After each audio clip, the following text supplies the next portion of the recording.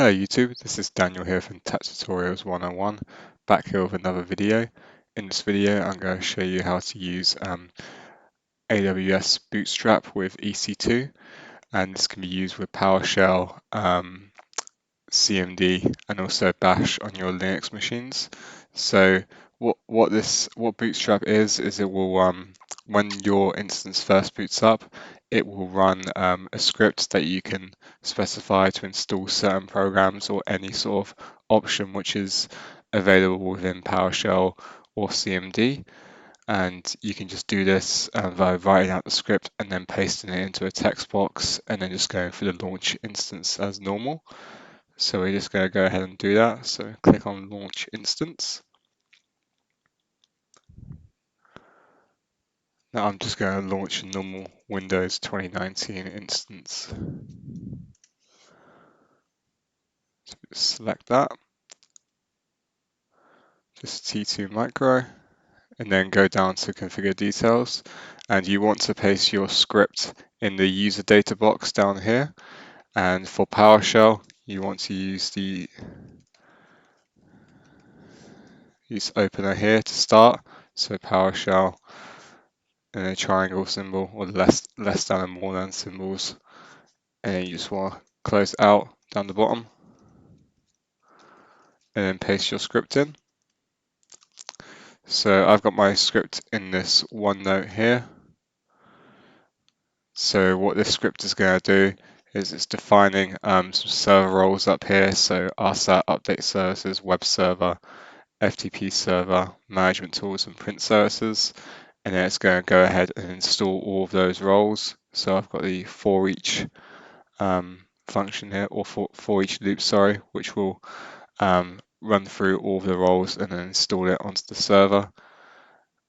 And then we're just going to add a little text file onto the desktop with the role name and just whether it was successful or whether it had failed the installation.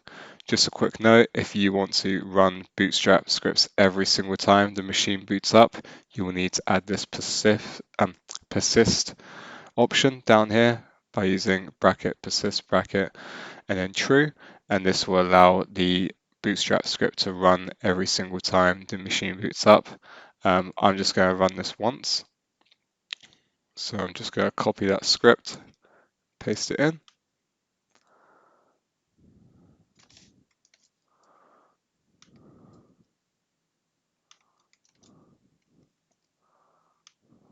Right, so now it's pasted in.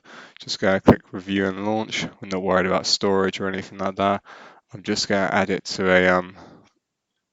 a security group that I've already created.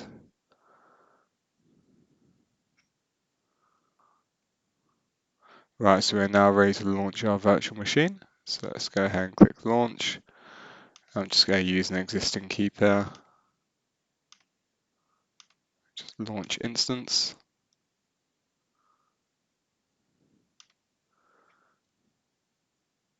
Right, so now it's been launched. It's going to take a bit of time to actually launch the instance and get it up and running.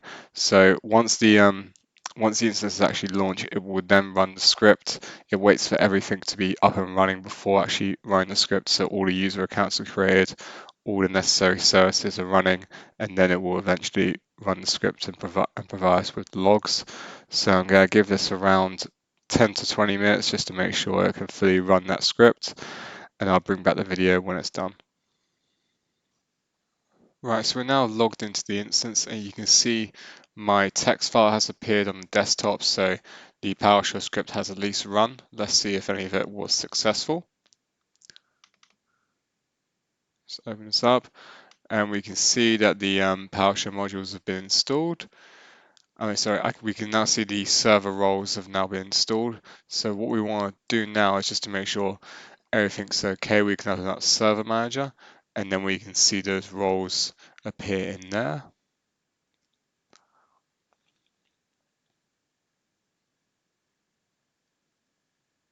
While it's loading up, I just want to show you the log location for your Bootstrap user data scripts, and this will be the log location for any scripts you run on the machine via Bootstrap. And there's some really useful information in there, so definitely help when you're troubleshooting.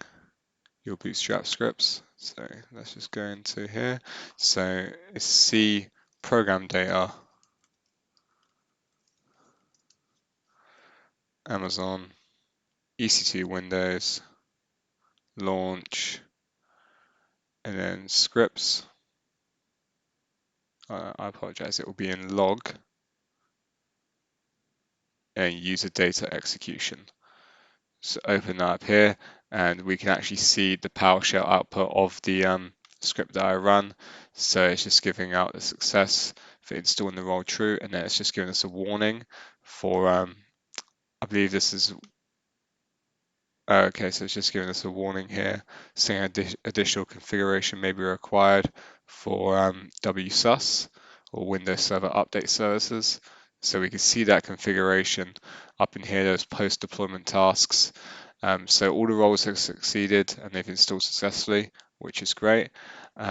So we can see as the machine boots up, it notices that a PowerShell tag was provided and it will then run the PowerShell content and it will give you any errors that it encounters here.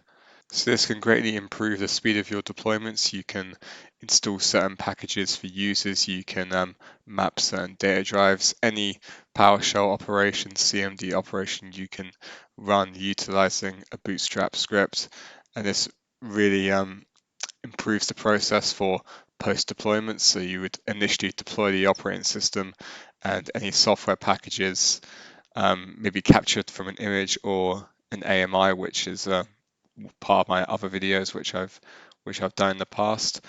And then you can run your Bootstrap script and deploy all of your settings on top of that. So I can imagine many organizations will be utilizing this going forward to improve the speed of their deployments. So that is the end of the video. If you have any further suggestions on AWS, Windows Server, or any sysadmin topics, please do let me know. Please like the video and please subscribe.